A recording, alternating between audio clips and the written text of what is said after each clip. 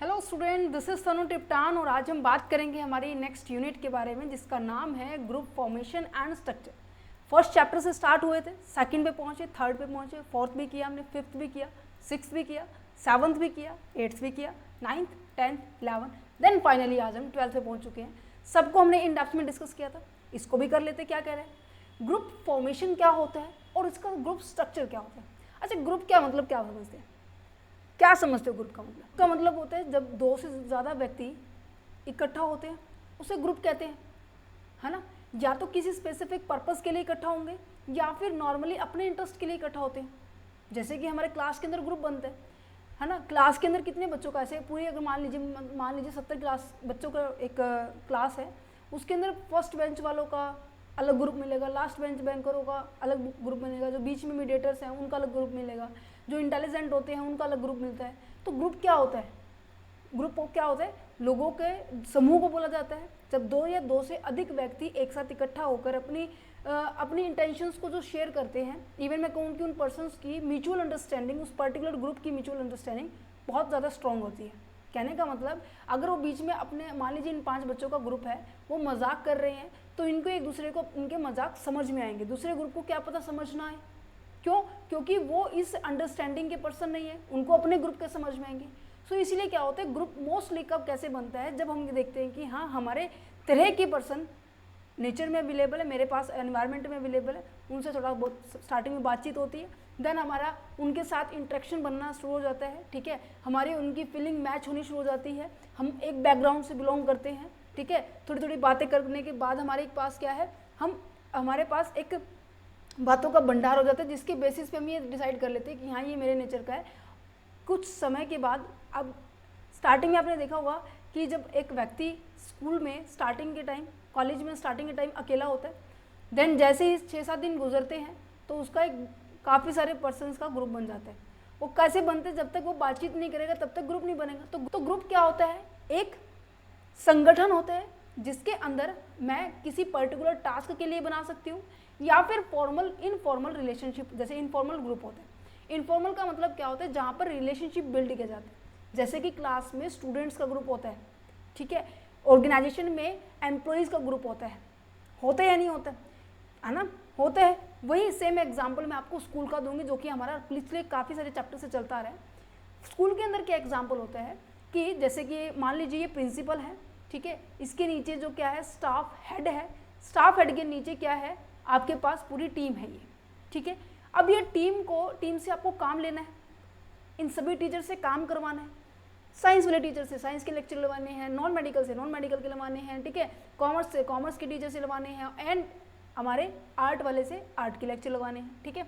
तो सबसे काम लेना है। मैंने सबको टास्क दे दिया कि 1 हफ्ते के अंदर आपके 3 चैप्टर कंप्लीट हो जाने चाहिए विद 1 चैप्टर असाइनमेंट्स।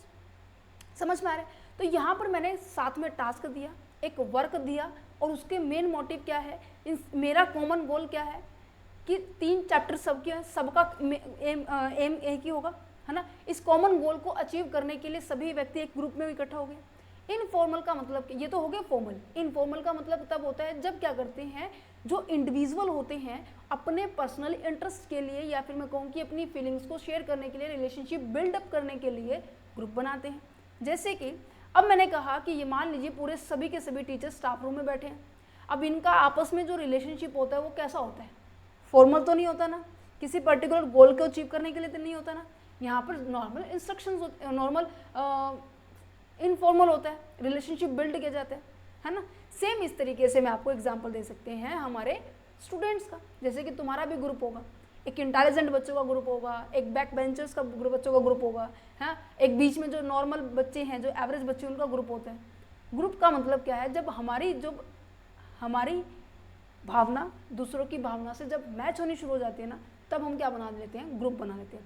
डिपेंड करता है, वही अब बात कि वो फॉर्मल बन रहा है या फिर वो इनफॉर्मल बन रहा है। इनफॉर्मल का मतलब होता है जब हमारे पास कोई रिलेशनशिप क्रिएट करने के पॉइंट ऑफ व्यू से बात कर रहे हैं, ठीक है। अरे तो यहाँ पर ग्रुप और टीम के बीच में आपको डिफरेंस समझ में आना चाहिए, क्योंकि आगे जाके इन्हीं के बीच में थोड़ा सा बायफरगेट किया गया है, यहाँ से क्वेश्चन आया भी हुआ है कि ग्रुप का मतलब क्या होता है कि जब 2 या 2 से ज़्यादा व्यक्ति आते हैं, एक दूसरे से इंटरेक्ट करते हैं और इनका कोई कॉमन गोल होता है। तो ऑब्वियस ही बात है, फॉर्मल ग्रुप की बारे में बात कर रहे हैं। इंटरेक्शन का मतलब क्या है, हम रेगुलर बेसिस पे एक दूसरे से बातचीत करेंगे। फॉर एग्जाम्पल, आप फर्स्ट टाइम जब कॉलेज के अंदर गए होंगे, आपको कोई नया, आप मान लीजिए कोई भी आपको जानता नहीं था, तो आप फर्स्ट टाइम यहाँ पे बैठे होंगे, ठीक है, बेंच पे बैठे, यहाँ पर मान लीजिए एक और फ्रेंड, एक और मतलब पर्सन आया, ठीक है, वो भी नया था, उसका भी कोई फ्रेंड नहीं था, दोनों आपस में बैठ गए। आप लोगों ने एक दूसरे से बातचीत की कि हाँ जी आप कौन से स्कूल से आए हो, आप कौन से स्कूल से आए हो, आप कहाँ से आते हो, आप कहाँ से आते हो, आपके कितने नंबर आए हैं, आपके कितने नंबर। फॉर्मली बहुत ही अलर्ट रह के आप उनसे क्वेश्चन पूछते हो, राइट। आपने रेगुलर कम्युनिकेशन करते करते करते करते आप इतने अच्छे फ्रेंड बन जाएंगे, इतने अच्छे फ्रेंड बन जाएंगे, तो लास्ट तक आपका ग्रुप बनता जाएगा। इस तरीके से आपके ग्रुप में काफ़ी सारे पर्सन ऐड होते जाएंगे, ठीक है। अच्छा, अगर किसी पर्टिकुलर गोल को अचीव करने के लिए, तो आप दोनों का गोल क्या होगा, मान लीजिए कुछ टाइम के बाद ये होगा कि हाँ हमें इनकम टैक्स के अंदर, हाँ हमें कॉस्ट अकाउंटिंग के अंदर, हमने फाइनेंशियल मैनेजमेंट के अंदर अच्छे मार्क्स को ग्रैब करना है, तो हम दोनों एक साथ इकट्ठा पढ़ना शुरू कर देंगे, तो सब दोनों कॉमन गोल हो सकते हैं। आइडेंटिफिकेशन का मतलब क्या है कि जो भी रोल आपको दिया गया हो उसको पहचाना जा सके। एक प्रैक्टिकल क्वेश्चन को सोल्व कर रहा है तो एक थ्योरेटिकल सोल्व में होगा, है ना। तो इसी तरह से ऑर्गेनाइजेशन में भी हर एक पर्सन का रोल डिसाइड किया जाता है कि आपको ये काम करना है, आप इस ग्रुप के मेंबर हैं, ठीक है। जैसे कि प्रोडक्शन के अंदर, प्रोडक्शन में है, ठीक है, और परचेज डिपार्टमेंट है, ठीक है, कैश डिपार्टमेंट है, सेल्स डिपार्टमेंट है, कैपिटल डिपार्टमेंट है, सभी का डिपार्टमेंट है अलग अलग, ठीक है। अब सबके रोल बता रखे हैं कि हाँ जी किसका क्या रोल है, किसका क्या रोल है। अब सभी पर्सन क्या करने वाले हैं, अपने रोल को करने वाले, और सभी का मेन मोटिव क्या है कि अपनी कंपनी की सेल को इंक्रीज करना, अपनी कंपनी की रिवेन्यू को जनरेट करना ज़्यादा से ज़्यादा। तो सभी का कॉमन गोल है। रेगुलर बेसिस पे इंटरेक्शन भी करेंगे, बातचीत भी करेंगे कि हाँ जी कितना परचेज करना है, उसी के हिसाब से मैं क्या करने वाला हूँ, कैश को अरेंज करने वाला हूँ। ये सभी चीज़ें आपकी सेल के ऊपर डिपेंड होती है कि सेल वाला कहेगा कि हाँ मुझे इस साल इतने % बढ़ाना है। तो कहीं ना कहीं हम एक दूसरे के ऊपर इंटरडिपेंडेंट भी होते हैं और सबका रोल अलग अलग डिफाइन भी होते हैं, ठीक है। अच्छा, अगर मैं टीम के बारे में बात करूँ, टीम का मतलब क्या होता है, ग्रुप मोस्ट ऑफ क्या होता है, इनफॉर्मल की वजह से बनता है। मीन्स कि हमारा रिलेशनशिप यहाँ पर ज़्यादा, रिलेशनशिप के कारण हमारा क्या बनता है, ग्रुप बनता है, ठीक है। स्टाफ रूम के अंदर टीचर्स का ग्रुप, ठीक है, क्लास रूम के अंदर बच्चों का ग्रुप, ठीक है, ऑर्गेनाइजेशन के अंदर एम्प्लॉयज़ का ग्रुप, ये मोस्ट ऑफ इनफॉर्मल होता है, ठीक है। एक रिलेशनशिप होता है, यहाँ पे आप ज़्यादा रिस्पेक्ट देंगे, या फिर मैं कहूँ कि रूल रेगुलेशन का इतना फॉलो नहीं करना पड़ता, ना ही आपको इतनी ज़्यादा पर्टिकुलर स्किल की रिक्वायरमेंट होती है, ठीक है। बट अगर टीम के बारे में बात की जाए, टीम आपका मोस्ट ऑफ क्या 100% क्या होती है, फॉर्मल होता है।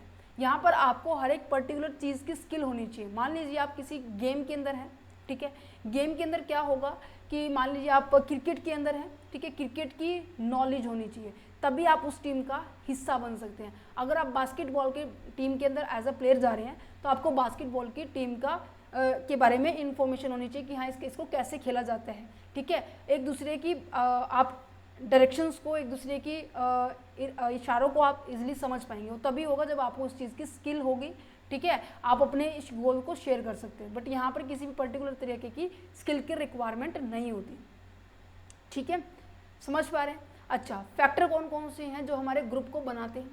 मीन्स कि जब हम क्लास के अंदर जाते हैं, हमारा इतने सारे बच्चों में से, आप कभी नोट करना, इतने सारे बच्चे होते हैं क्लास के अंदर, अप्रोक्स 70-80 बच्चे होते हैं, ठीक है। जैसे मैं अपना भी एग्जांपल दूं, हमारी क्लास में उस टाइम एक क्लास के अंदर, मीन्स कि एक सेक्शन के अंदर अप्रोक्स 80 बच्चे होते थे। हमारा 8 से 10 बच्चों का ग्रुप था, ठीक है। और ये हमारा ग्रुप कैसे बना है, रीज़न क्या है हमारा 8 से 10 बच्चों का ग्रुप बना। सबसे पहला रीज़न ये होता है कि हमारा जो साइकोलॉजिकल फैक्टर्स होता है वो बड़ा इफेक्ट करता है जब हमारे ग्रुप के मेंबर जुड़ते हैं। साइकोलॉजिकल फैक्टर का दैट मीन्स हमारी इंटरेस्ट, हमारा एटीट्यूड, हमारा पर्सनैलिटी, हमारे सोचने की विचारधारा कि इस पर्टिकुलर इन्फॉर्मेशन के रिगार्डिंग हम कैसा सोच रहे हैं, सेकंड पर्सन कैसा सोच रहे हैं, इन सब के बेसिस पे भी हमारा क्या बनता है, ग्रुप बनता है। अगर ये मोस्ट ऑफ बच्चों के, मान लीजिए हमारे ग्रुप के अंदर ये सिमिलरिटी नज़र आई कि हाँ इस पर्टिकुलर पर्सपेक्टिव के रिगार्डिंग तुम्हारी भी ये विचारधारा थी, तुम्हारी भी ये विचारधारा थी, मेरी थोड़ी सी अलग थी, तुम्हारी थोड़ी सी अलग थी, बट सबकी थोड़ा बहुत मिलती जुलती थी, तो कहीं ना कहीं उस ग्रुप का हम एक दूसरे से इंटरेक्शन करना शुरू कर देंगे। एक बार बातचीत होगी, दूसरी बार फिर अच्छे से और होगी, तीसरी बार फिर और अच्छे से होगी, है ना। तो ये कहीं ना कहीं हमारे ग्रुप फिर बन जाते हैं। सेकेंड पॉइंट आ जाता है कि जो कि आपके ग्रुप बनाने में आपकी मदद करते हैं, सोशल फैक्टर्स। सोशल फैक्टर का दैट मीन्स आप किस बैकग्राउंड से बिलोंग करते हैं, आपकी क्लास क्या है, आपकी कास्ट क्या है, आपकी रिलीजन्स क्या है, कहीं ना कहीं ये बहुत ज़्यादा इफेक्ट करती है आपके ग्रुप को बनाने में।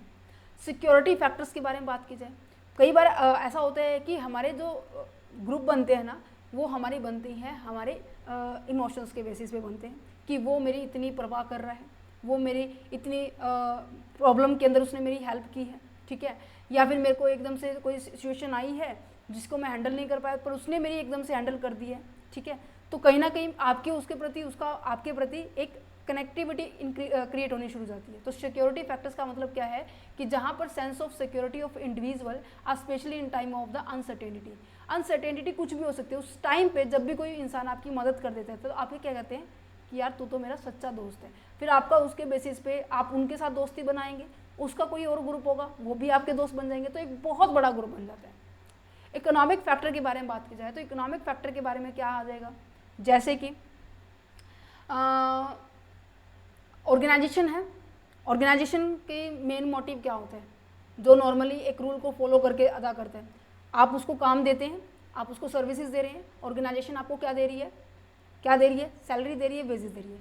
काफ़ी बार ऐसा होता है कि आप उस सैलरी से आप उस अपनी जो तनख्वाह है, ठीक है, उससे अपना गुजारा नहीं कर पा रहे हो, क्योंकि कुछ एक ओकेजनली आते हैं, जैसे कि घर में कोई शादी होगी है या फिर हेल्थ इशू बहुत ज़्यादा होते हैं, या फिर आप अपना घर बना रहे हैं, इस टाइम पे सबसे ज़्यादा आपको पैसे की रिक्वायरमेंट होती है ना, सबसे ज़्यादा पैसे की रिक्वायरमेंट होती है। और ये पैसे की रिक्वायरमेंट जब भी आपकी कोई कंप्लीट कर देता है, उस टाइम जब भी आपको नीड होती है, वो भी आपका क्या बन जाता है, फ्रेंड बन जाता है। बनता ही नहीं बनता, जब आप कभी ट्रैवल करते हो ट्रेन के अंदर या फिर नॉर्मली बस के अंदर ट्रैवल करते हो और गाड़ी के अंदर तो कोई थर्ड पर्सन मिलेगा ही नहीं, तो उस टाइम पे क्या मिलता है आपको, सोसाइटी से मीट करते हो, ठीक है, उसकी विचारधारा अगर आपको अच्छी लग रही है, उसने थोड़ी सी आपको हेल्प कर दी है या फिर कोई अच्छा आइडिया दिया, कोई अच्छा सजेशन दिया है कि आप करियर में क्या कर सकते हो, तो कहीं ना कहीं जब भी आपको कोई रास्ता दिखा दे तो आपका कहीं ना कहीं उसके साथ कनेक्टिविटी बन जाती है, ठीक है। नेक्स्ट अगर बात की जाए तो क्या कहता है कि कल्चरल फैक्टर है। कल्चरल फैक्टर का मतलब क्या है, एक ऑर्गेनाइजेशन के अंदर काफ़ी सारे लोग आते हैं, काफ़ी सारे लोग आने का मतलब क्या है कि डिफरेंट सोसाइटी से आते हैं, डिफरेंट कल्चर से आते हैं, और जब वो एक साथ एक जगह पर जाकर काम करते हैं, एक पर्टिकुलर ऑर्गेनाइजेशन के अंदर काम करते हैं, ठीक है, डिफरेंट कल्चर में आने के बाद भी फिर वो एक दूसरे को समझना शुरू करते हैं।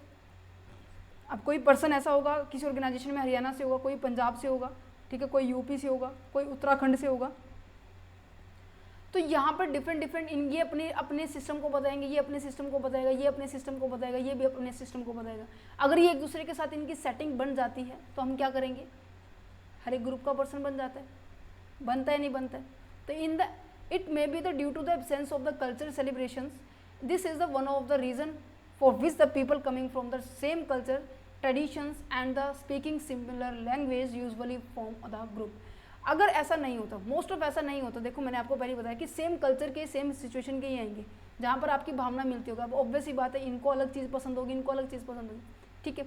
अच्छा, मान लीजिए कि अगर ये हरियाणा से बिलोंग करते हैं इवन, ठीक है, बट कुछ फ्रेंड्स इसके हरियाणा के अंदर ऐसे थे जो पंजाब से पहले थे, ठीक है, यूनिवर्सिटीज़ के अंदर ऐसा ही होता है, ठीक है, पर ऑर्गेनाइजेशन में जाने के बाद फिर आपको कोई एक ऐसा पर्सन मिला जो पंजाब से था, तो आपकी वहाँ पे कनेक्टिविटी जल्दी बैठेगी क्योंकि आप उस कल्चर से पहले से ही बिलोंगिंग है, पहले से उसे जानते हैं। दैट्स अ रीज़न कि कल्चर फैक्टर भी बहुत ज़्यादा इंपॉर्टेंट करता है जब आपका ग्रुप बनता है, ठीक है। सेम कल्चर के, सेम साइकोलॉजिकल फैक्टर के, सेम सोसाइटी के, सेम आपकी सिक्योरिटी जो आपको प्रोवाइड करता है, यहाँ से आपके ग्रुप बनने शुरू हो जाते हैं।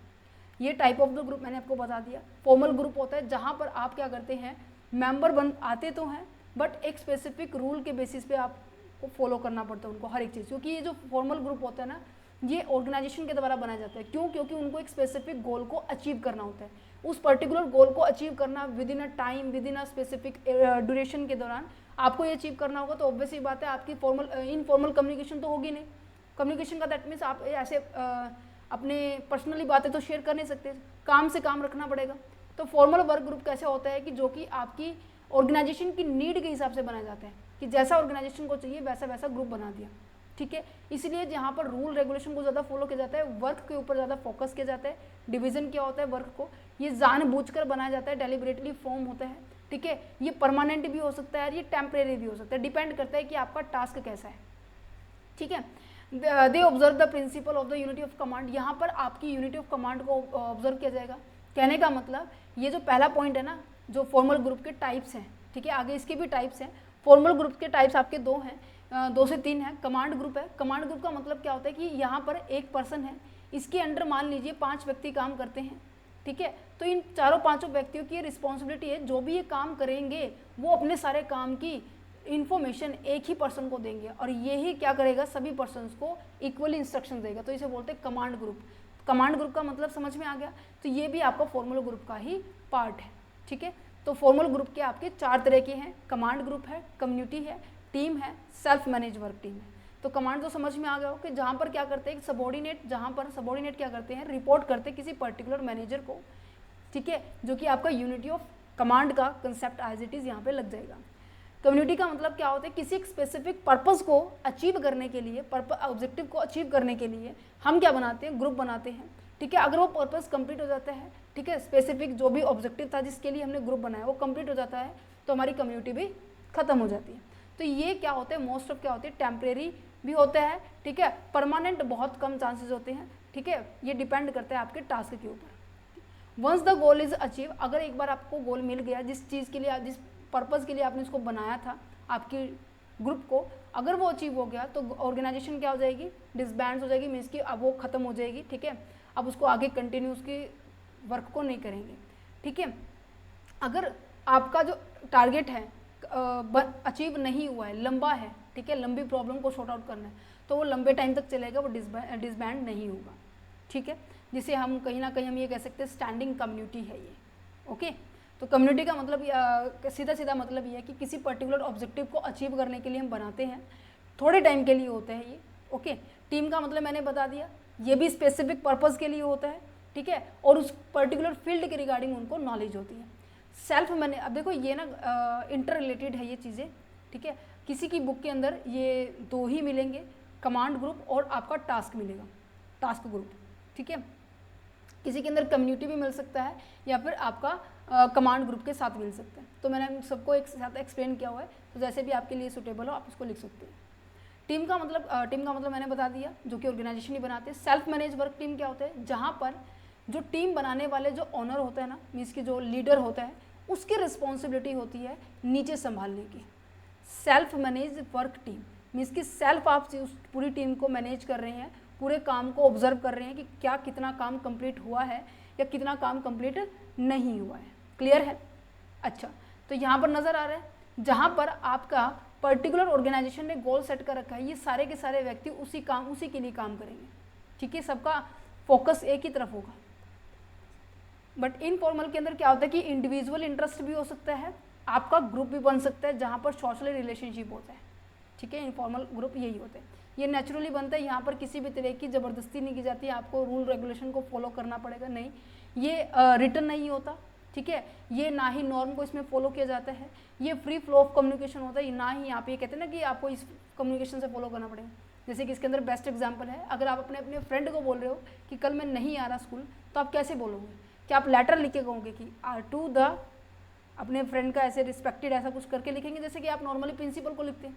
नहीं ना, अगर आप प्रिंसिपल को लिखते हैं तो आपको पूरा फॉर्मेट फॉलो करना पड़ता है कि हाँ आपको एप्लीकेशन लिखनी है, टू द से स्टार्ट करना है, ठीक है, देन उसके बाद आपको अपने पेरेंट्स के साइन होने चाहिए, आपके इंचार्ज के साइन होने चाहिए, देन आपको लीव ग्रांट होगी, है ना। बट अगर आपको अपने फ्रेंड से बोलना तो कैसे बोलते हो कि यार मैं कल छुट्टी पे हूँ, देख लियो तुझे आना है तो आजा, नहीं तो मैं तो नहीं आ रहा, मुझे काम है ना। तो फ्री फ्लो होता है, यहाँ पे किसी भी रूल रेगुलेशन की फॉलो नहीं होता, डेलिब्रेटिव नहीं होता, ठीक है, जानबूझकर नहीं किया जाता।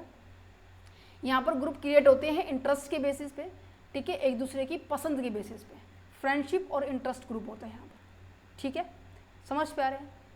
क्लियर है? चलो ग्रुप की साइज़ के बारे में बात कर लेते हैं। ग्रुप का साइज़ छोटा भी हो सकता है, बड़ा भी हो सकता है। जितना ज़्यादा बड़ा ग्रुप होगा उतने ज़्यादा कॉन्फ्लिक्ट क्रिएट होते हैं, जितना थोड़ा ग्रुप होगा उतने ज़्यादा आपके लिए अच्छा रहेगा एक दूसरे को समझने में, अपनी बातों को शेयर करने में, एक दूसरे को मोटिवेट करने में। जैसे कि आपको पता है स्टार्टिंग में आप जब +2 के अंदर होते हैं, कितने बच्चों का ग्रुप होता है आपका? मेरे हिसाब से 8 से 10 बच्चों का ग्रुप होगा अप्रोक्स, क्योंकि जो मैं अभी देख पा रही हूँ बच्चों के साथ, ठीक है। जैसे जैसे आप कॉलेज के अंदर जाएंगे उनके अंदर म्यूचुअल अंडरस्टैंडिंग क्रिएट होती चली जाएगी। आपका जो 8 से 10 बच्चों का ग्रुप है वो एक बार ज़रूर बढ़ेगा, फर्स्ट ईयर में ज़रूर बढ़ेगा। कितने से कितना हो जाएगा? 8 से आपका 15 से 16 बच्चों का हो जाएगा। पर जैसे जैसे आप फाइनल ईयर में जाते जाएंगे आपका ग्रुप कितने से हो जाएगा, 4 से 5 बच्चों का हो जाएगा। पता है इस बात का आपका? कभी ऑब्जर्व करना इस चीज़ को। ऐसा क्यों है? ऐसा इसलिए है क्योंकि आपके अंदर म्यूचुअल अंडरस्टैंडिंग क्रिएट हो जाती है और साथ ही साथ आप अपने पर्टिकुलर गोल को अचीव करने के लिए अग्रसित हो जाते हैं, है ना। तो यहाँ पर जितने फीवर मेंबर होंगे, ऑर्गेनाइजेशन की बात की जाए तो वहाँ पर ज़्यादा आसानी रह जाती है हर एक पर्सन को अपनी बातों को शेयर करने में, या फिर अपने आप को मोटिवेट करने में, या फिर अपने उनको दूसरों के साथ सहमति बनाने में। क्यों? क्योंकि जितने कम व्यक्ति होंगे उतने ही थॉट्स, आइडियाज़ कम होंगे, है ना, कॉन्फ्लिक्ट कम होंगे। वही सेम अपोजिट आपके लार्ज ग्रुप के साथ है, ठीक है। लार्ज ग्रुप में थोड़ा सा हर्डल्स आ जाते हैं, प्रॉब्लम्स आ जाती हैं, ठीक है। अच्छा जी, अब वेरी वेरी इंपॉर्टेंट पॉइंट आ जाता है development of the group. Development of the group का मतलब क्या है कि ग्रुप बनता कैसे है, स्टार्टिंग कैसे होती है। अगर मैं एक ऑर्गेनाइजेशन के बारे में बात करूँ तो एक ऑर्गेनाइजेशन के अंदर मैं ग्रुप बना रही हूँ, ठीक है। काफ़ी सारे पर्सन हैं यहाँ पर, मान लीजिए 20 पर्सन है, मुझे 20 में से किसी 8 को सेलेक्ट करना है, ठीक है। तो मैंने किसी 8 को सेलेक्ट कर लिया। अब मैंने सेलेक्ट तो कर लिया, स्टार्टिंग में किसी को कुछ नहीं पता कि हम क्यों इकट्ठा हुए हैं, ठीक है। मैंने सेलेक्ट कर लिया, मैंने उन सबका ग्रुप बना दिया। तो आप आए, ठीक है, आपने एक दूसरे को इंट्रोड्यूस किया फॉर्मली, जैसे आप बोलते हैं कि आपका नाम क्या है, आप कहाँ से हैं, आपने पहले कहाँ काम किया है, कुछ इस तरीके की फॉर्मल बातें करते हैं, ठीक है। एक दूसरे के बारे में जानते हैं, आपको नहीं पता, ठीक है। अच्छा, फिर आप ये डिस्कस करेंगे कि अच्छा ओनर ने ना हमें क्यों डिसाइड किया, पता नहीं, कुछ खास बात होगी, कुछ अब ये गोल अचीव करना होगा। सबके अंदर स्किल अलग अलग होंगी, है ना। तभी मैंने कहा कि 20 में से कोई 8 को सिलेक्ट करना है जो कि मेरे गोल को अचीव कर पाए मैंने। तो यहाँ पर मेन बात है, एक तो खुद के बारे में पर्सनलाइज होंगे लोग एक दूसरे के साथ, दूसरा गोल के ऊपर फोकस किया जाएगा, किस चीज़ के लिए हम इकट्ठा हुए हैं, हमारा मेन पर्पस क्या है इकट्ठा होने का। तो फॉर्मिंग के अंदर होता है स्पेशली बनना, ठीक है। स्टॉर्मिंग का मतलब होता है सेकंड लेवल आ जाता है। स्टॉर्मिंग का मतलब है जब क्या करते हैं, सबको गोल के बारे में यहाँ पे पता चल जाता है कि हमारा गोल ये है। फिर यहाँ पर जंग शुरू हो जाती है, किस चीज़ के लिए, कि कौन बनेगा लीडर, किसकी सबसे ज़्यादा बात मानी जाएगी। ऑनर ने कहा कि जो भी अच्छा डिसीजन देगा, जो भी अच्छा सुझाव देगा, जो भी काम को करने का आसान तरीका बताएगा, उसको मैं लीडर दूंगा और उसको ज़्यादा पावर मिलेगी। इस चीज़ के लिए सभी 8 के 8 एम्प्लॉय अपने अपने दिमाग को दौड़ाएंगे और सब सोचेंगे कि हाँ मेरा आइडिया माना जाए, सब सोचेंगे कि मेरी बात मानी जाए, जिससे मेरे पास ज़्यादा पावर आएगी। और ज़्यादा पावर आएगी तो ऑब्वियस ही बात है वो किसी से भी कैसे भी तरीके से काम करवाने के लिए उसके अंदर कैपेबिलिटी होगी, वो किसी भी तरीके का डिसीजन ले सकता है। तो स्टॉर्मिंग के अंदर आएगा कि हर एक पर्सन एक पावर लेने की जिद में क्या करना शुरू कर देगा, काम करना शुरू कर देगा, ठीक है। अच्छा, जैसे ही एक पर्सन डिसाइड हो जाएगा उन सभी में से, फाइनली क्या होना शुरू हो जाएगा, हम अपने काम पे लग जाएंगे। हमारा नॉर्म डिसाइड हो गया है, सॉरी हमारा स्टॉर्मिंग डिसाइड हो गया है, जिसके से हमारा जो गोल है वो डिसाइड हो गया है। लीडरशिप पॉइंट डिसाइड हो गया कि कौन लीड करने वाला है।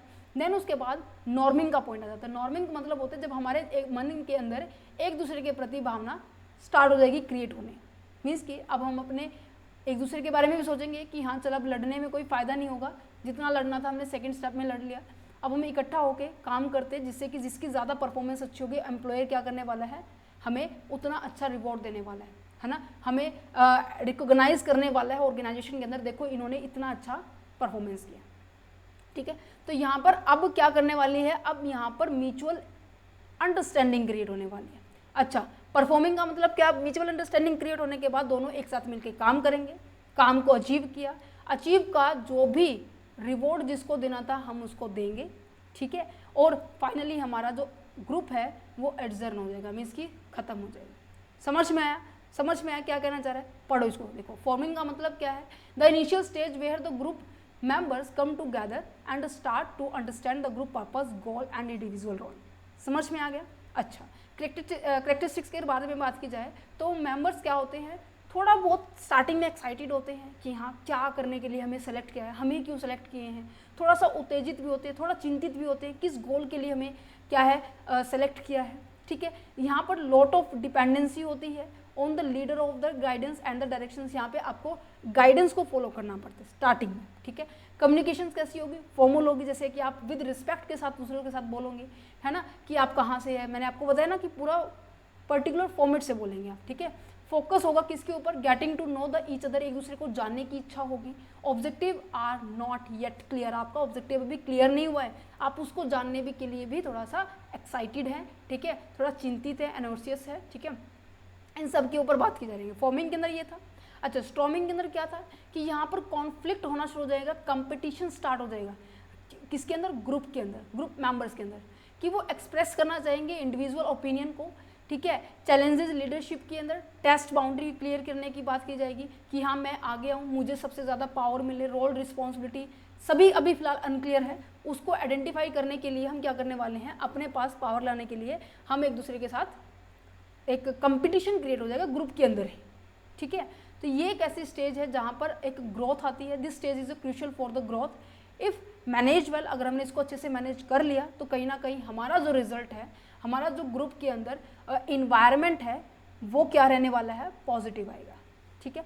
जैसे ही मुझे लीडरशिप मिल चुका है, जैसे ही मुझे लीडिंग पॉइंट मिल चुका है, सबको अपने रोल रिस्पॉन्सिबिलिटी क्लियर हो चुके हैं, देन आ जाता है नॉर्मिंग का फॉर्म। नॉर्मिंग का मतलब क्या होता है, जहाँ पर रूल रेगुलेशंस सेटअप हो जाते हैं, एक कोहेशन स्टार्ट हो जाता है, मीन्स कि एक पॉजिटिव इन्वायरमेंट क्रिएट होना शुरू हो जाता है, जहाँ पर आपका विचारधारा और जो नेक्स्ट पर्सन की विचारधारा है एक दूसरे से मैच होनी शुरू हो जाती है, ठीक है। जिसकी एक कॉपरेशन स्टार्ट हो जाता है, आप एक दूसरे की प्रॉब्लम को सॉर्ट आउट करने की कोशिश करते हैं, ठीक है, एक दूसरे को समझने की कोशिश करते हैं, ठीक है।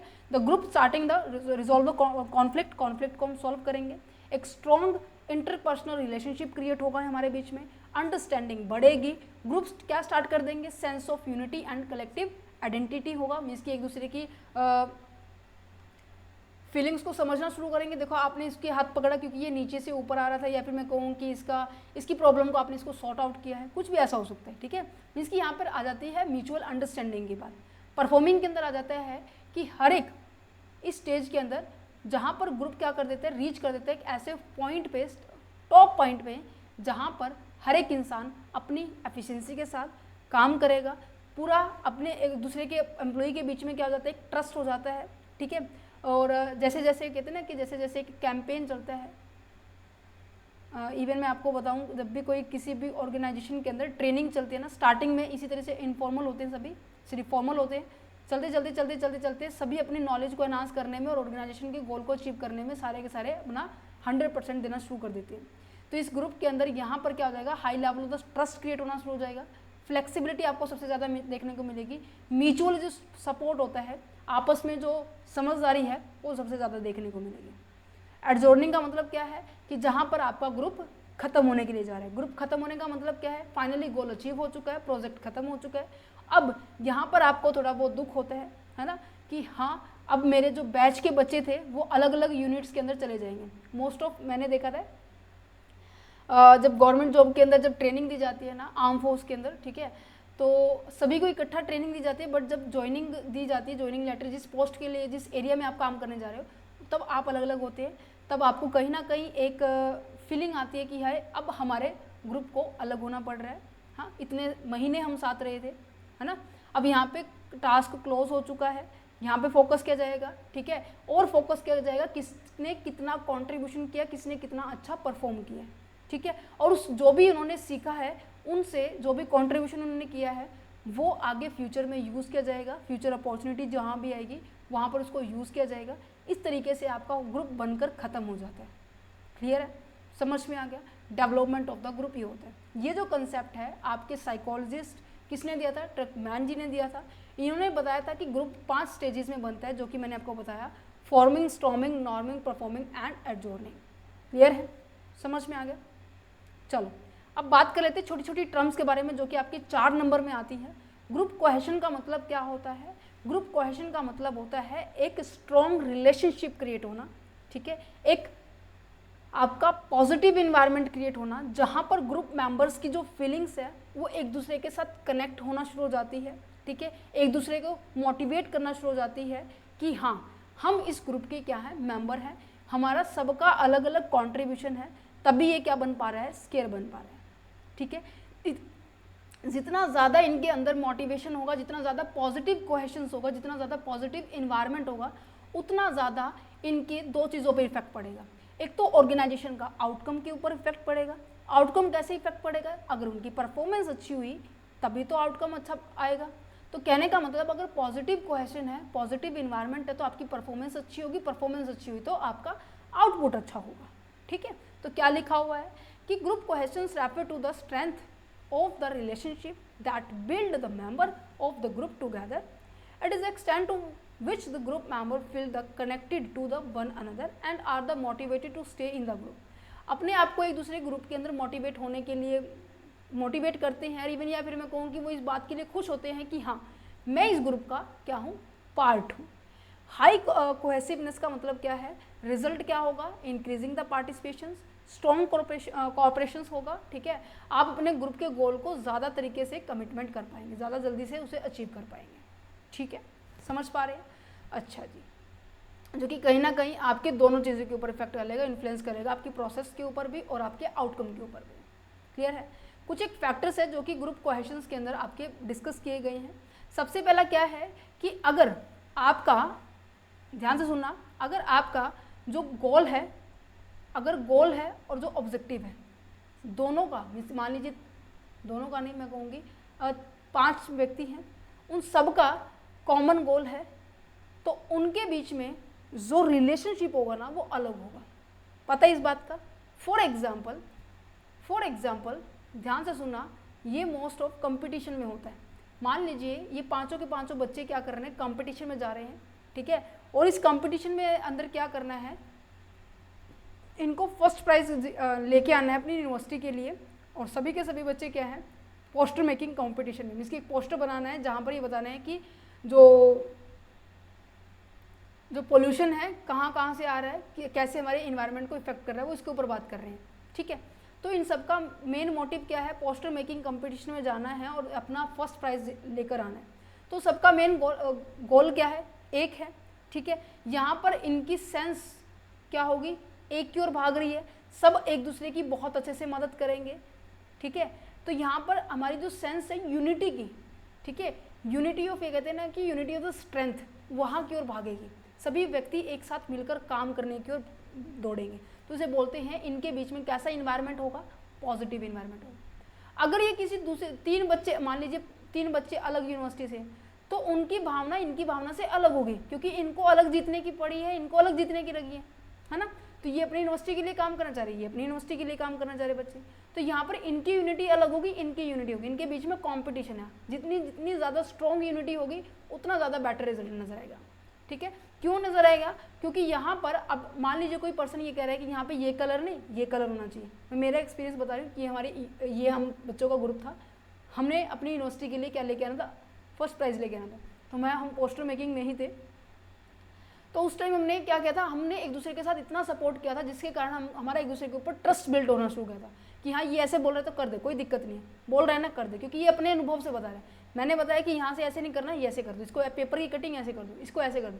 तो कहीं ना कहीं हमारा जो ट्रस्ट है एक दूसरे के ऊपर बढ़ना शुरू हो गया था, पॉजिटिव इंटर रिलेशनशिप क्रिएट होना शुरू हो गया था, जिसके कारण हमारा कॉन्फ्लिक्ट है वो बिल्कुल खत्म हो गया। जैसे जैसे आगे कंपटीशन आने लगे, हम पाँचों का ग्रुप इतना फेमस हो गया था कि 5 साल हमने लगातार ही पोजीशन ग्रैब की थी उस पर्टिकुलर कंपटीशन के अंदर।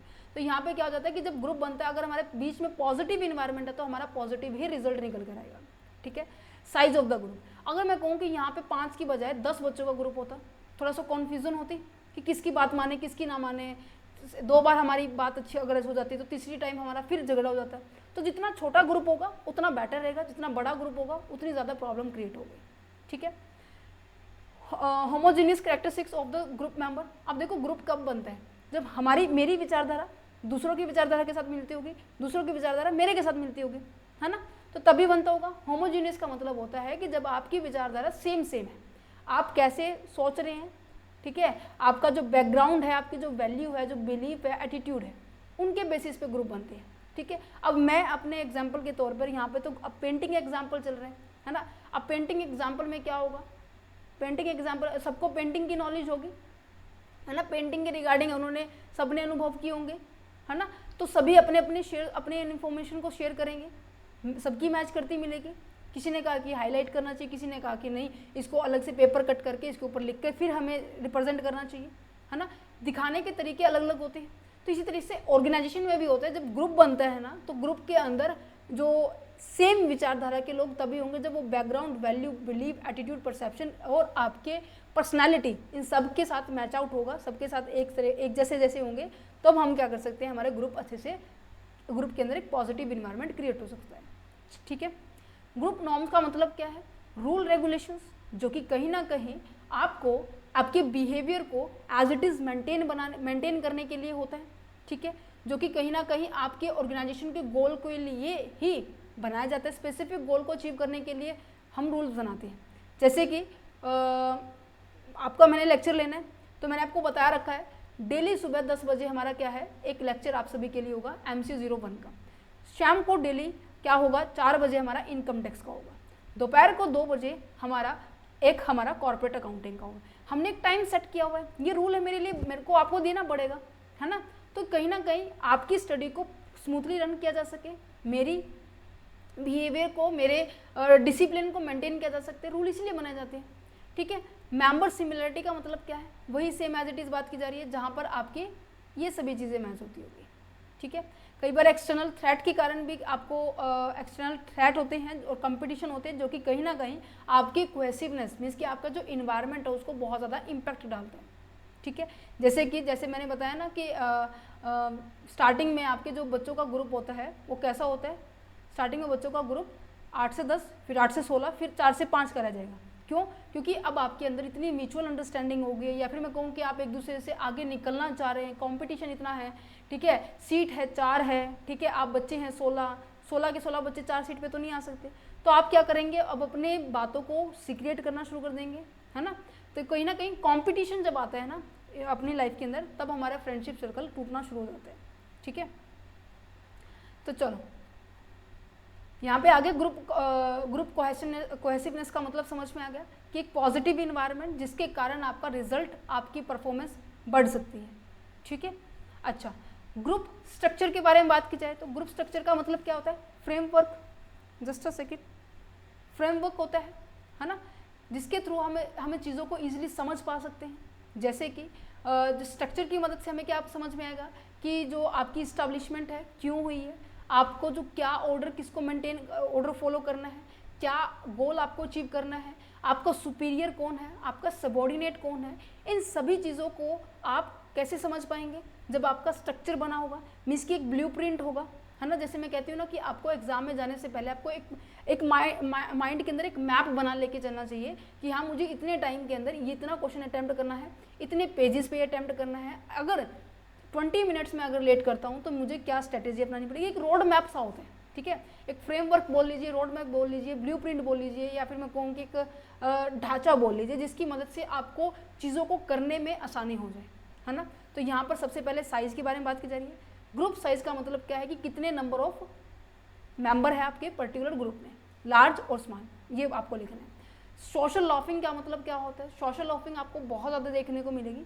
मैंने कहा कि मान लीजिए आपके ग्रुप में 5 व्यक्ति हैं, ठीक है, उनकी परफॉर्मेंस आई, ठीक है, परफॉर्मेंस दी उन्होंने, अब हमारी फर्स्ट पोजीशन आ गई। अब ये तो नहीं पता किसने कितना काम किया है, ये तो रिकॉग्नाइज नहीं किया जाएगा ना।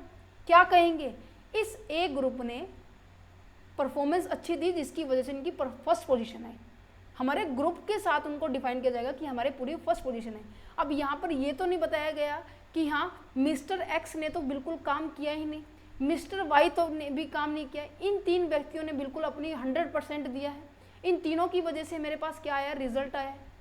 क्या मैं ऐसे आइडेंटिफाई कर सकती हूँ? नहीं, ये तो इन्हीं को पता है, इन्हीं को पता है। तो सोशल लॉफिंग कहीं ना कहीं एक ग्रुप के अंदर आइडेंटिफिकेशन ना होने के कारण जो जिन्होंने मेहनत की है उनके मोटिवेशन डाउन हो जाते हैं, उसे बोलते हैं group laughing.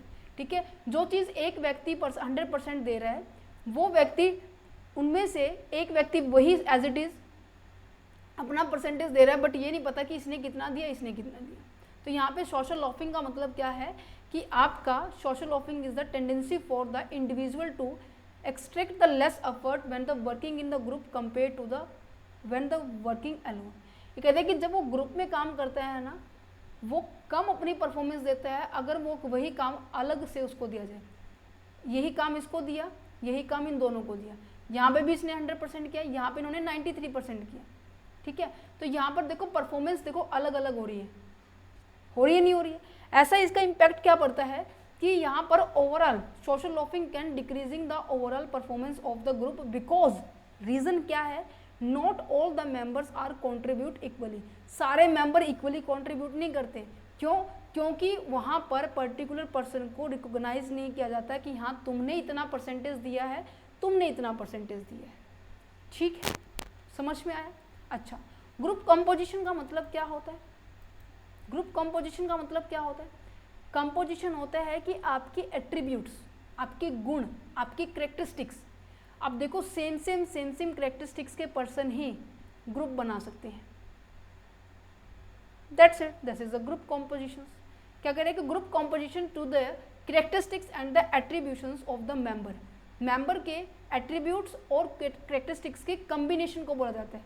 Who make up a group, it encompasses various factors that define the who is the group and how these characteristics influence the group, क्योंकि इनके गुण के बेसिस पे ही, इनके करेक्टरिस्टिक्स के बेसिस पे ही हमारे ऑर्गेनाइजेशन के गोल को हम अचीव कर सकते हैं। ये करेक्टरिस्टिक्स आपके सिमिलर होंगे तो आपके ऑर्गेनाइजेशन के ऑब्जेक्टिव जल्दी अचीव होंगे, अगर डिफरेंट होंगे तो ऑब्वियस सी बात है इनको एक दूसरे के साथ एडजस्ट होने में बहुत ज़्यादा दिक्कत आएगी। टर्म समझने में, बाकी कोई चीज़ बाकी आप इजीली लिख सकते हैं। होमोजीनियस ग्रुप कहाँ पे क्या बात की जा रही है? जहाँ पर आपके सिमिलर करेक्टरिस्टिक्स हो। हेट्रोजीनियस का मतलब क्या है? जहाँ पर आपके जो करेक्टरिस्टिक्स है अलग अलग होते हैं। दिस ग्रुप को काफ़ी सारी प्रॉब्लम्स होती है, इस तरह के ग्रुप को जिनकी अलग अलग करेक्टरिस्टिक्स होती है, और कहीं ना कहीं कोऑर्डिनेशन में भी थोड़े से चैलेंजेस फेस करने पड़ते हैं। ठीक है। अच्छा, ग्रुप स्टेटस का मतलब क्या है कि किस स्टेटस पे, किस पोजीशन पे, किस लेवल को आपने होल्ड किया हुआ है। जितना बड़ा लेवल होगा, जितनी बड़ी पोजीशन को आपने होल्ड किया होगा, उतना ज़्यादा आपके अंदर कॉन्फिडेंस नज़र आएगा। That's it, this is the known as the group status. Group status is the perceive the importance and the rank of the group within the organization and the specific social setting। ठीक है, जितना ज़्यादा high status होगा आपके अंदर जो भावना है वो उतनी ज़्यादा इन्फ्लुएंस होगी, अपने आप को मोटिवेट करेगा उस पर्टिकुलर ऑर्गेनाइजेशन के काम करने के लिए। जैसे कि इसके अंदर टॉप मैनेजमेंट होते हैं, मिडल मैनेजमेंट होते हैं और आपके लोअर मैनेजमेंट होते हैं। ठीक है, ग्रुप रोल के बारे में बात की जाए। ग्रुप रोल का मतलब क्या है? एक सेकेंड। ग्रुप रोल का मतलब क्या है कि जहाँ पर आइडेंटिफाई किया जाता है आपके टास्क को कि किस ग्रुप ने, किस व्यक्ति ने क्या रोल अदा किया है। जहाँ पर रोल क्लियरली डिफाइन होंगे, हर एक मेंबर का कंट्रीब्यूशन को आइडेंटिफाई किया जाएगा, तो कहीं ना कहीं उनके अंदर फीलिंग क्या आएगी कि हाँ देखो पूरे स्टेज पे मेरा नाम अनाउंस किया है और बताया गया है कि इनकी इस वजह से हमारे गोल को अचीव करने में मदद हुई है। ठीक है, क्या लिखा हुआ है कि depending upon the task performing by the group in the organisation, group role are the expected behaviour and responsibility assigned to the member within a group. Functions क्या है? Role help the clarify what the each member should do to contribute to the group goal and providing the accountability and the standard for the evaluating the performance। अगर मैंने role को clearly define किया हुआ है, ठीक है, जैसे मैं कहती हूँ मान लीजिए मैंने किसी को चार्ट लाने के लिए बोला, किसी को सीजर लाने के लिए बोला, किसी को ग्लू लाने के लिए बोला, ठीक है, किसी को मैंने पेपर लाने के लिए बोला, इन सभी चीज़ों को लाने के लिए बोला मैंने, ठीक है, और सबको मैंने अपना आगे जाके रोल दे दिया कि हाँ तुम्हें इसकी इस तरीके से कटिंग करनी है, आपको ग्लू के साथ चिपकाना है इसको, ठीक है, आपको आगे इंट्रोड्यूस करना है कि हाँ हमारा प्रोजेक्ट क्या था। ठीक है, सबके रोल मैंने अलग अलग डिफाइन कर दिए, तो ऑब्वियस ही बात है फाइनली काम होने के बाद मैं ये असेस कर पाऊंगी कि हाँ किसने क्या कुछ काम किया है, अकाउंटेबिलिटी ले पाऊंगी, इवेल्युएट कर पाऊंगी। अगर जिसमें किसी भी पर्सन ने कोई कमी करी होगी तो नेक्स्ट टाइम उसको सुधारने की कोशिश की जाएगी, है ना। अगर किसी ने अच्छा काम किया तो उसको रिकॉग्नाइज किया जाएगा, जिससे उसे मोटिवेशन होगा। That's it. ठीक है, रिटर्न रूल का मतलब क्या है? रिटर्न रूल का मतलब क्या है? जब आप क्या है लिखित में स्पेशली लिख कर जब कोई चीज़ आपको परफॉर्म करवाते हो उसे बोलते हैं रिटर्न रूल। ठीक है, फॉर्मल गाइडलाइंस जिसे हम कहेंगे, ठीक है, जो कि आपके ग्रुप नॉर्म का ही पार्ट रहता है। नॉर्म का मतलब मैंने आपको बताया ना कि रूल्स होते हैं जो कि स्पेसिफिक ग्रुप को रन करने के लिए, अपने ऑब्जेक्टिव को अचीव करने के लिए हमें से बनाना पड़ता है, ज़रूरी है। क्यों? क्योंकि ये जो ग्रुप है कहीं ना कहीं हमारे बिहेवियर को शेप देता है ना। ये रूल्स जो हैं वो रिटर्न भी हो सकते हैं, मोस्ट ऑफ अनरिटन होते हैं, ओरली होते हैं। रिटर्न है तो कहीं ना कहीं और ज़्यादा क्लियर रह जाएंगे, ठीक है। They are both to be notice to the member and after they are bound to be compel with them those member who ignore these norms have to face the boycott from the group from they have to be provision to this effect. ये क्या कर रहे हैं कि अब मैंने बना दिया कि रूल्स ये है कि सुबह डेली 10 बजे तुम्हारी क्लास है। अगर मैं ऑफलाइन क्लासेस के बारे में बात करूँ तो मेरी सुबह 8 बजे क्लास लग जाती है और सुबह 10 बजे तक मेरी क्लासेस रहती है। जो भी बच्चा लेट होता है, मैंने रूल बनाया हुआ है, जो भी बच्चा लेट हुआ, पहली बात तो पेनल्टी लगेगी, दूसरा उसको पनिशमेंट भी मिलेगी, ठीक है, और आपको एक्स्ट्रा वर्क भी मिल सकते हैं, कुछ भी हो सकते हैं। तो आपको ये चीज़, अगर जिसने नहीं मेरे रूल्स को फॉलो किया, डेली बुक, कॉपी, पेन और आपकी नोटबुक, चारों चीज़ें होनी चाहिए आपके पास। अगर नहीं हुआ तो ऑब्वियस सी बात, आप मेरा टाइम भी खराब करेंगे और आपका तो होगा ही होगा। तो कहीं ना कहीं मैंने रूल्स बनाए हुए हैं, जो फॉलो नहीं करेगा तो आपको पनिशमेंट मिलेगी। इसी तरीके से एक ऑर्गेनाइजेशन में भी रूल्स होते हैं कि हमें इन रूल्स को फॉलो करना है, हमें इन स्टैंडर्ड्स को फॉलो करना है। अगर कोई इंडिविजुअल, अगर कोई एम्प्लॉई इन चीज़ों को फॉलो नहीं करता है तो ऑब्वियस है ऑर्गेनाइजेशन क्या करने वाली है, आपको उस ग्रुप से बाहर निकाल देगी, क्योंकि आपने रूल्स को फॉलो नहीं किया। तो यहाँ पर पर्पज़ यही होता है कि आपके बिहेवियर के ऊपर कंट्रोल आना होता है, ठीक है। आपके बिहेवियर को शेप दिया जाता है, रूल रेगुलेशन डिसिप्लिन क्रिएट करती है, right. Ensure that everyone is working together toward the same goal. Same गोल को अचीव करने के लिए सभी एक ही तरह के पॉलिसी को फॉलो करें, एक ही तरीके के रास्ते को फॉलो करें, ठीक है, जिसके कारण आपकी टेंशन है, कन्फ्यूजन है, फ्रस्ट्रेशन है, ये सभी चीज़ें क्या हो सकती है, रिड्यूस हो सकती है। क्लियर है। अच्छा, रूल कैसे बनते हैं? रूल कैसे बनते हैं? अपने पास्ट एक्सपीरियंस से बनते हैं। मान लीजिए मैंने कहा कि मेरी ऑर्गेनाइजेशन में पहले कोई रूल नहीं था, तो बच्चे कभी आ रहे थे, लेट आ रहे थे, कभी जल्दी आ रहे थे, तो इन बच्चों ने मुझे सिखाया कि हाँ, रूल इस तरीके से बनानी है मैम, हमारे ऊपर ही अप्लाई करने। तो आप सभी ही होते हैं एक पर्टिकुलर रूल को बनाने के लिए। तो इसी तरीके से जो रूल बनते हैं वो कैसे है, शेयर द एक्सपीरियंसेस, ठीक है। जो भी प्रीवियस ग्रुप था उनके द्वारा दिए गए रिस्पॉन्स से हमारा क्या बनता है, हमारे रूल बनते हैं, ठीक है। अब आप इसकी फीचर्स रीड करेंगे तो आपको बहुत आसान लगेगी। क्या कह रहे हैं, guide the behaviour, clarify the specific duty, किसकी क्या ड्यूटी है वो बताते हैं। ये रिटर्न भी हो सकते हैं, ओरल भी हो सकते हैं, और आपके जो इंपॉर्टेंट फंक्शंस को जल्दी कंप्लीट करने के लिए रूल्स अप्लाई किए जाते हैं। और यहाँ पे ऑब्जर्व किया जाता है हर एक ग्रुप मेंबर को, अगर कोई फेल हो रहा है तो उसको बाइकआउट कर दिया जाएगा। ये इसकी फीचर्स हैं, दैट्स इट। ग्रुप डायनामिक की अगर बात की जाए तो ग्रुप डायनामिक का मतलब होता है, अभी जितना हमने पॉइंट्स पढ़े ना, group cohesions, group norm, group structure, group size, ये सारे ग्रुप डायनामिक के ही पार्ट हैं, ठीक है। ये सभी ग्रुप डायनामिक के ही पार्ट हैं, ओके, समझ पा रहे हैं। अच्छा, ग्रुप डिसीजन मेकिंग के बारे में बात की जाए तो ग्रुप, देखो नाम से क्लियर हो रहा है, ग्रुप डिसीजन मेकिंग मीन्स कि ग्रुप में रहकर हमें क्या करना है, डिसीजन लेना है। ऑब्वियस ही बात है। अब इस बात को ध्यान से समझना, इस बात को बिल्कुल ध्यान से समझना, क्या कि मैंने कहा कि एक तो मेरे पास 5 व्यक्तियों का ग्रुप है, एक मैंने कहा कि मेरे पास 20 व्यक्तियों का ग्रुप है, ठीक है। यहाँ पे 20 व्यक्तियों का ग्रुप है। अब जितने ज़्यादा पर्सन होंगे, ऑब्वियस सी बात है, सबसे पहली बात तो यहाँ पे टाइम कंज्यूमिंग है, ठीक है। टाइम के साथ साथ क्या पता आप उस पर्टिकुलर अपॉर्चुनिटी को भी खो दें, हो सकता है, क्योंकि अगर आपने टाइम पे डिसीजन नहीं लिया तो वो जो अपॉर्चुनिटी आई थी वो भी जा सकती है, नहीं जा सकती पर्टिकुलर अपॉर्चुनिटी, है ना। तो यहाँ पर जो जितना छोटा ग्रुप होगा उतना जल्दी डिसीजन जल्दी लिया जाएगा, ठीक है, उतना कम टाइम लिया जाएगा, उतनी अपॉर्चुनिटी को हम ग्रैब कर सकते हैं।